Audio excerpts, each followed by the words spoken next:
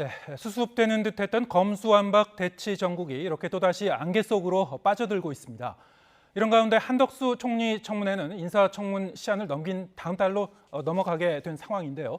정치가 있는 저녁, 정가는 오늘은 김성환 시사평론가와 함께 얘기 나누겠습니다. 자, 어서 오십시오. 네, 안녕하세요. 네, 조금 전에 저희가 이제 속보로 전해드렸습니다만 일단 이제 법사위 소위에서 이제 이 법안이 통과가 됐고요. 자, 이렇게 되면은 이제 이 전체 회의에서 민주당이 아무래도 이제 그 우위를 점하고 있으니까요. 네.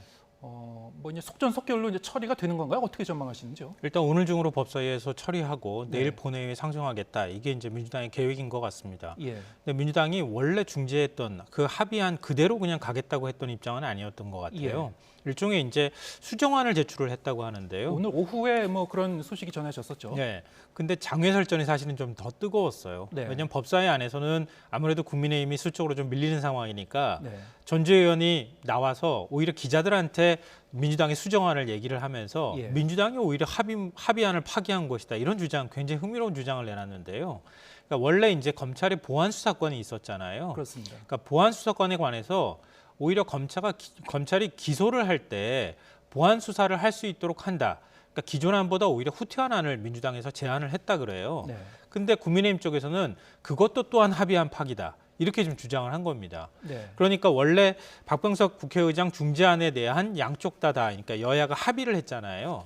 근데 그 합의안에 대해서 국민의힘이 일방적으로 파기했다고 하는 비판 여론이 있으니까 민주당에서 그 합의안 내용 말고 오히려 더 검찰의 의견을 받아들이는 수정안 제출한 것도 그것도 합의 파기다. 한 발 더 나간 이제 절충안을 내놓은 거군요. 네, 민주당 입장에서는 그런 안을 좀 낼 수밖에 없는 상황이기도 한데요. 왜냐하면 정의당이 또 있는 상황이기도 하잖아요. 예. 그러니까 최대한 정의당까지 그리고 또 무소속 의원들까지 같은 편으로 만들어야 하는 게 중요하기 때문에 우려가 되는 지점에 대해서 최대한 법안에 반영하는 쪽으로 민주당은 좀 선택했던 것 같아요.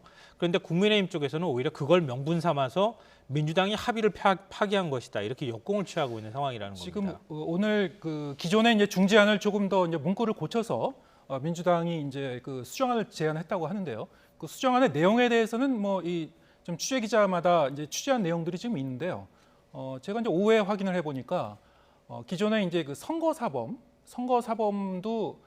적어도 1년 6개월 정도는 검찰이 더 이제 수사를 할 수 있도록 하는 그 안도 포함됐다고 하더라고요. 네, 지금까지 알려진 바는 그런데요. 예. 박홍근 원내대표가 아까 제가 국민의힘 전주혜 의원이 그 협의한 내용, 민주당에서 제안한 내용을 공개했다고 말씀드렸잖아요. 예. 민주당에서는 그것도 이제 불쾌한 반응을 보이던데요. 예. 그러니까 국민의힘 쪽에서 이렇게 일종의 언론 플레이를 하니까 민주당 입장에서도 어떤 안을 제시할 건지를 공개 안 할 수가 없는 상황이 돼버린 거죠. 네. 그래서 장외 설전이 벌어지고 있는 겁니다.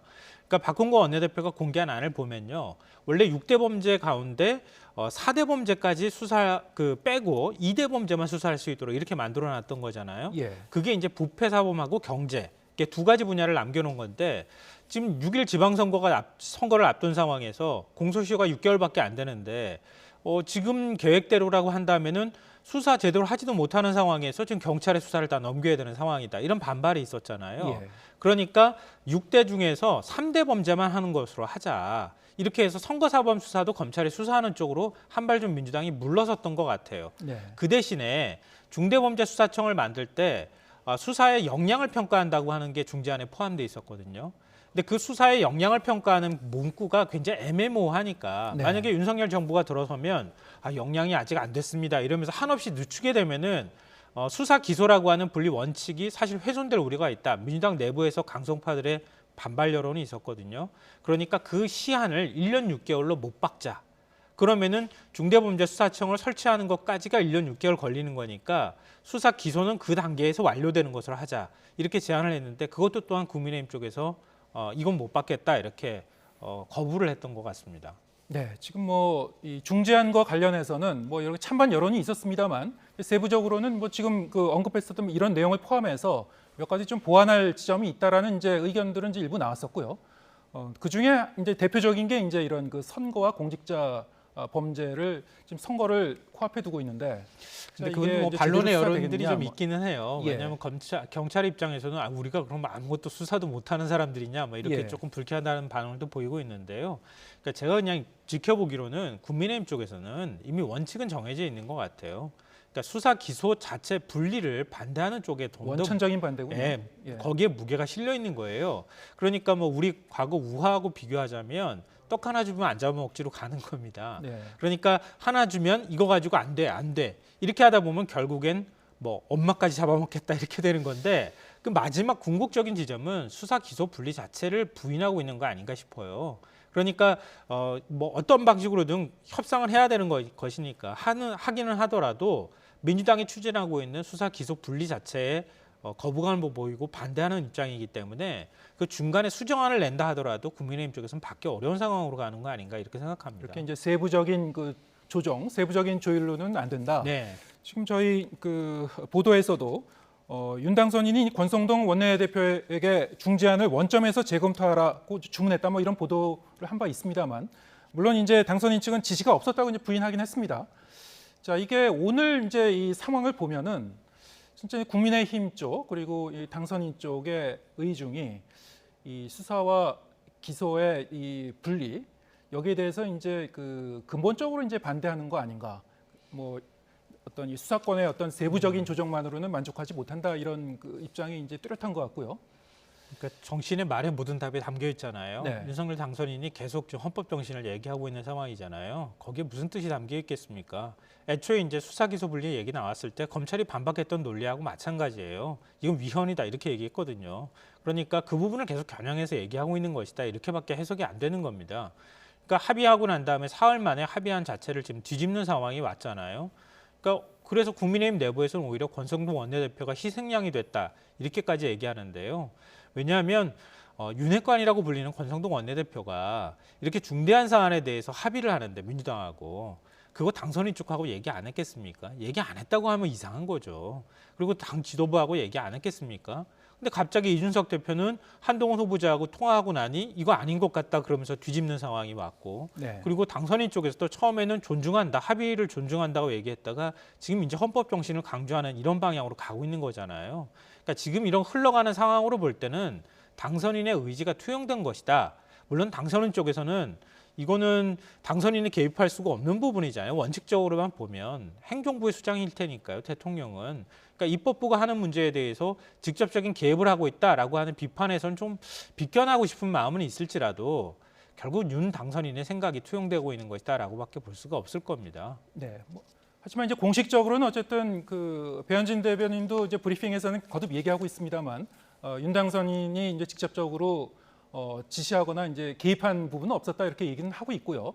정황으로 보면은 뭐 이런 그 해석은 지금 계속 나오고 있는 것 같습니다. 일단 보고는 했다라는 표현을 썼어요. 예. 그러니까 민주당하고 최종 박병석 국회의장이 중재했던 안을 합의할 때 윤석열 당선인 쪽에 합의한 내용이 무엇인지에 대해서 얘기는 전해준 것 같아요. 근데 그거를 어느 정도 깊이 있게 논의를 했는지에 대해서는 그거는 뭐 아니다 이렇게 얘기할 수는 있겠지만 윤 당선인이 전혀 몰랐다고 하기는 어려울 것 같고요. 어찌됐든 내용에 대해서는 서로 교감은 있었던 것 같은데 국회가 알아서 잘 처리해 주십시오 이렇게 했을 가능성을 뭐 배제하기는 어렵겠죠. 그러니까 그거는 윤 당선인이 취할 수 있는 최선의 태도인 것 같아요. 제가 볼 때는. 왜냐하면 거기서 더 나가게 되면 개입한다고 하는 비판이 있을 수 있으니까요. 네. 근데 실제로는 아마 좀 달랐을 것이다 이렇게 제가 해석하는 겁니다. 뭐 민주당 입장에서는 그 더 강행 처리할 그 명분을 어떻게 보면 더 이제 얻은 셈인 것 같기도 한데요. 네. 그러면 내일 본회의로 이제 직진을 해서 처리를 하겠다 그러면 사실은 이제 어쨌든 그 모양새 자체는 뭐 여야 합의 없이 강행 처리하는 것이니까 뭐 정치적 부담은 없을까요? 민주당과 국민의힘이 박병석 국회의장 중재안을 받아들인다고 할 때 네. 그때 많은 분들이 그러셨어요. 아, 정치의 묘미는 이거지. 서로 간에 생각은 좀 다르다 하더라도 그래도 최선의 어떤 합의안을 만드는 모습 이게 정치권이니까 할 수 있는 거야. 이런 얘기를 했던 거거든요. 근데 그게 깨진 거예요.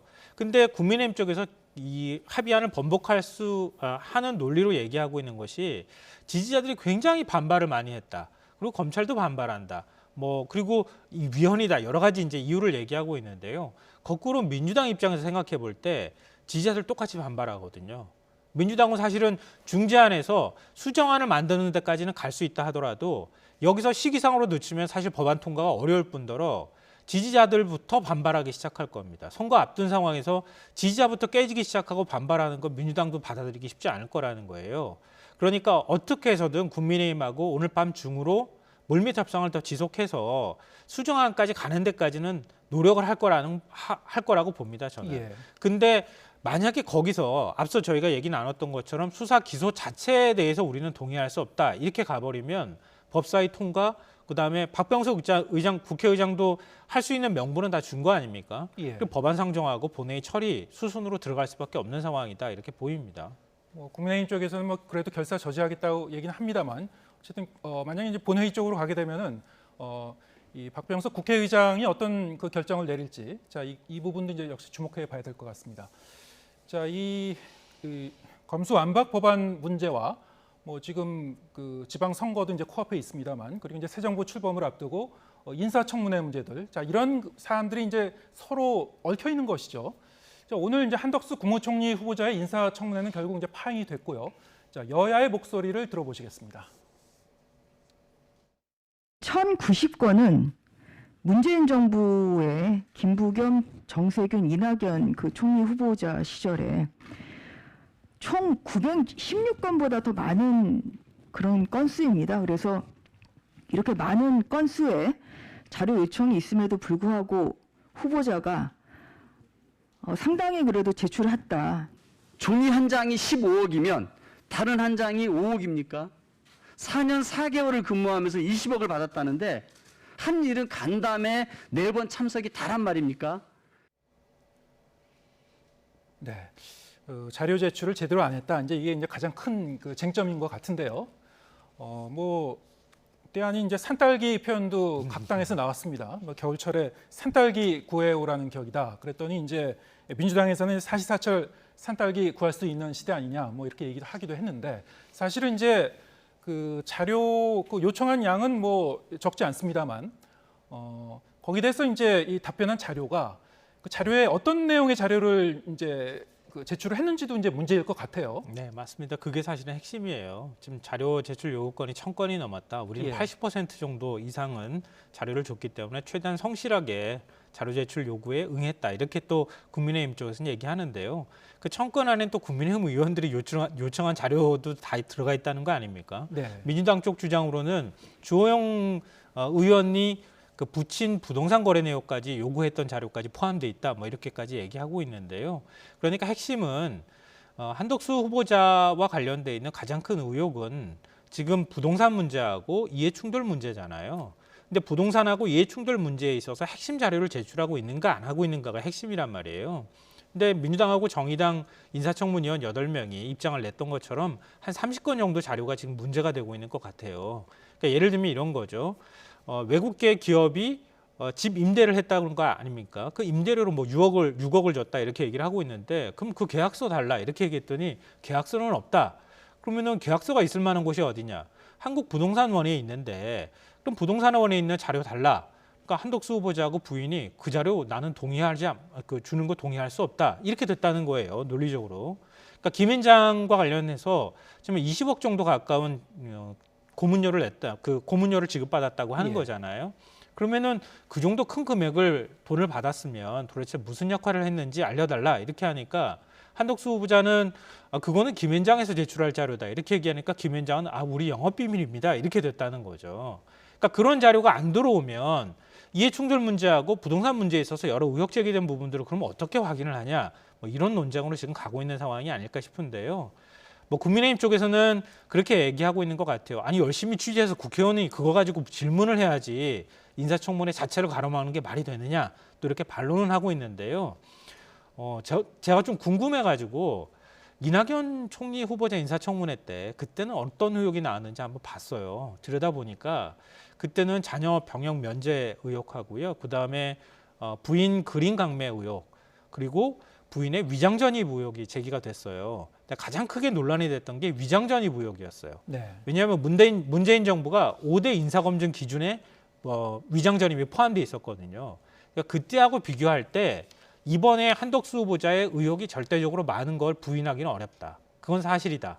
그리고 한덕수 후보자와 관련해서 이해충돌 문제가 많은 분들이 좀 상식적으로 이해하기 어렵다고 한다면 그 부분에 대한 자료가 좀 나와줘야 할 필요가 있는데 민주당 입장에서는 그걸 지금 못 받고 있다 이렇게 얘기하고 있는 것 같고요. 더군다나 지금 이제 검수완박 국면이나 이런 것들까지 같이 막 맞물려 돌아가면서 민주당 입장에서는 인사청문회를 통해서 지금 검수완박 국면하고 최대한 분리해서 보려고 하는 것 같아요.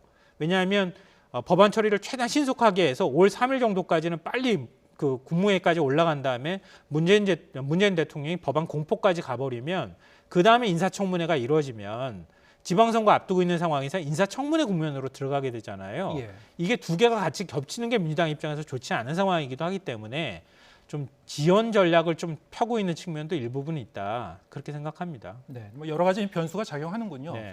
방금 말씀하신 사실 그 고액 그 고문료 이 문제, 이거는 이제 흔히 이제 회전문 인사라고도 하죠.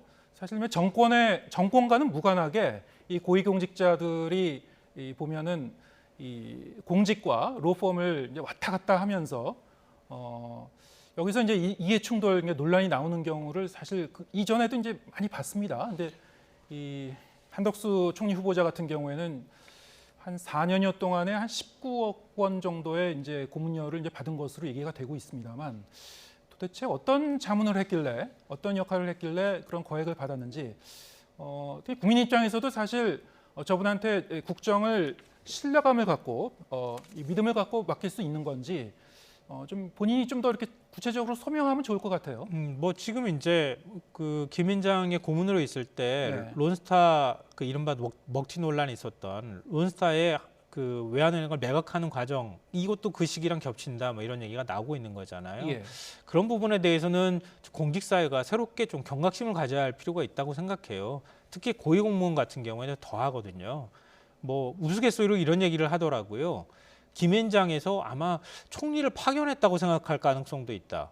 물론 공직 생활을 굉장히 길게 하기는 했지만 최근에 그 어떤 재직 기간으로 본다면은 김앤장이 있었던 기간이 더 길다고 볼 수 있잖아요. 네. 그러니까 공직을 떠났다가 김앤장 갔다가 공직으로 갔다가 김앤장 갔다 다시 공직으로 오는 이런 일을 반복하는 게 이게 맞는 거냐 여러 가지 의문이 제기될 수밖에 없는 것이고 고문 역할을 했다고는 하지만 그냥 어떤 사안에 대해서 그냥 자문만 해주십시오 이렇게만 하지는 않았을 것 같거든요.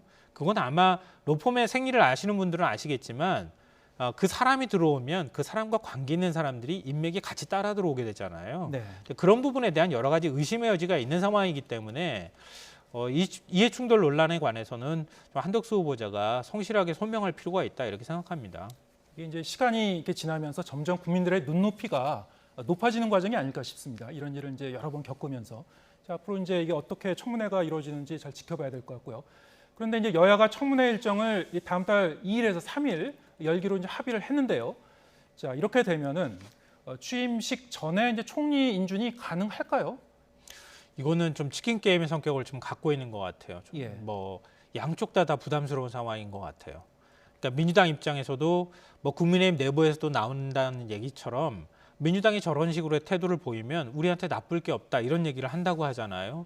민주당이 새 정부 출범에 발목을 잡는다 이런 여론의 비판이 있고 이게 지방선거에 결코 나쁘지 않다. 뭐 윤석열 당선자가 지금 이제 지역 순회를 하고 있는 거와 같이 사실 맥이 맞닿아 있고 뭐 윤심 논란도 있는 상황이잖아요. 네. 뭐 전혀 윤 당선인이 지방선거에 관심이 없다고 말하면 그건 거짓말이겠죠. 그러니까 자연스럽게 그런 부분에 어떤 여론에 영향을 미칠지를 아마 생각하고 있을 겁니다. 그러니까 그런 측면에서는 국민의힘의 판단이 맞다고 하면 민주당이 상당히 부담스러운 일이 되지 않겠습니까? 그러니까 5월 2, 3일로 인사청문회를 미룬다 하더라도 더 미뤄가지고 만약에 발목 잡는다 이런 비판을 받는 것은 민주당 입장에서도 부담스러울 거고요. 국민의 입장에서도 사실 새 정부가 출범하는데 총리 서리 딱지를 달게 된다고 하는 거 그거 그렇게 좋은 현상은 아니거든요. 검수완박 논란까지도 같이 있는 상황이기 때문에 마냥 또 좋다고 할 수도 없는 상황일 겁니다. 근데 서로 절벽에 떨어지지 않기 위해서 그 담력 크기를 재려고 하는 거 이건 정치에서 별로 바람직하지 않은 모습이잖아요. 그러니까 서로 간에 여론만 가지고 여론전만 펼치는 상황으로 가지 않고 예. 있는 것 안에서 최대한 그래도 합의하고 이런 정신들을 보여주길 국민들이 좀 기대하고 있다. 이런 점들을 좀 잊지 말았으면 좋겠는데 문제는 정치에 굉장히 많은 논리가 작동하기 시작하면 이게 앞으로 어떤 모양으로 나올지 아무도 예상할 수가 없다는 거예요. 우리 사흘 전에 뭐 이른바 검수완박 중재안 합의했던 거하고 지금하고 또 다른 모습이 나타나는 거나 마찬가지인데 그래서 지금 정치의 모습은 한 치 앞도 예상할 수가 없는 상황이다. 이렇게 봐야지 될 것 같습니다. 네, 뭐 정치가 좀 더 투명하고 좀 담백해졌으면 좋겠는데 요즘 이제 이 정치 뉴스를 보고 있으면 아주 머리가 복잡해지는 것 같습니다. 자, 이 문재인 대통령의 이제 5년 국정 운영의 마지막 소회를 밝힌 대담이 주목을 받고 있는데요. 자, 이것과 관련해서도 주요 내용 들어보시겠습니다. 어쨌든 결과적으로 지금 이제 그 다른 당의 후보가 돼서 대통령 당선된 것은 그런 참 아이러니한 일이 됐죠. 예. 그 부분의 발탁이 문제였나? 그분을 우리 편으로 이렇게 뭐 어쨌든 잘 했어야 뭐 됐었나? 뭐 예. 모르겠습니다. 검찰이 정치적으로 독립하면 할수록 말하자면 무소불위의 권력이 들리기가 쉬운데 예. 이것에 대한 민주적 통제의 방안 이 알겠습니다. 부분을 고민하는 것은 너무 당연한 것이죠.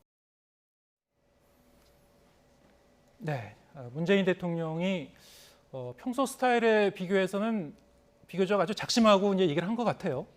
네, 근데 특히 그 윤석열 당선인이 이제 이 대통령 당선인이 된 부분에 대해서 이제 아이러니하다라는 표현을 했는데 이게 뭐 본인이 예상을 못했다 이런 거에 더해서 뭐랄까요, 좀 그 부조화스럽다, 부조리하다 이런 좀 뉘앙스도 좀 들어가 있는 단어 같습니다. 그 문 대통령의 일종의 인터뷰잖아요. 네. 인터뷰의 성격을 좀 우리가 이해하고 얘기를 하는 게 좋을 것 같아요. 그러니까 손석희 앵커와 인터뷰를 한다는 얘기는 저는 제가 듣기로는 조건이 붙어 있었던 것으로 알고 있어요. 예, 그러니까 저는 대통령한테 뭐 어떻게 좋은 말만 하기를 기대하고 인터뷰하지는 않습니다. 이렇게 조건을 붙였다고 알고 있거든요. 예, 그러니까 그만큼 불편한 질문을 많이 던졌다 이렇게 봐야 될 것 같고요. 문 대통령 입장에서는 자신은 굉장히 열심히 했다고 생각할 거 아니겠습니까? 아쉬운 부분들을 얘기하는 자리였을 것이다. 저는 그렇게 생각하거든요. 그러니까 아쉬운 부분에 대한 얘기를 하는 것이 누구를 공격하기 위한 목적으로 얘기했던 발언은 아니라고 생각해요. 근데 그런 부분에서 예를 들면 이런 거죠. 그러니까 좌천된 검사를 서울중앙지검장으로 발탁하고 검찰총장을 만들었잖아요.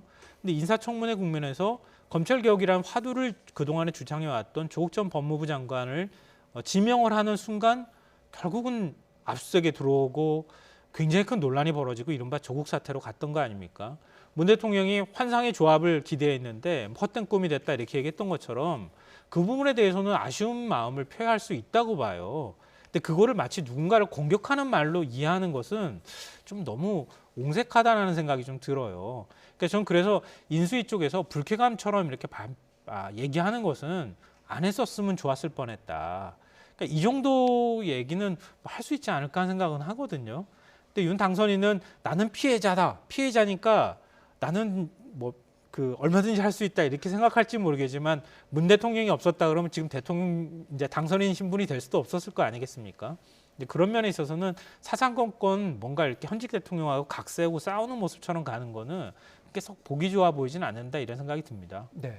마지막 소회를 이제 이렇게 밝힌 것이다. 이렇게 자연스럽게 이해할 필요가 있다 이렇게 말씀하셨습니다만 또 뭐 말씀하셨듯이 이제 이 윤 당선인 측은 즉각 반박을 했는데 그만큼 이제 양측 간의 감정의 골이 그렇게 뭐 간단하진 않다. 뭐 이렇게 볼 수도 있을 것 같습니다. 아무래도 징계 국면에서 서로 감정이 많이 상해 있었고 예. 윤석열 당선인도 그것 때문에 정치를 시작하게 됐다 이렇게 얘기를 했으니까요. 예. 그 부분에 대해서 감정이 좋을 리는 없겠죠.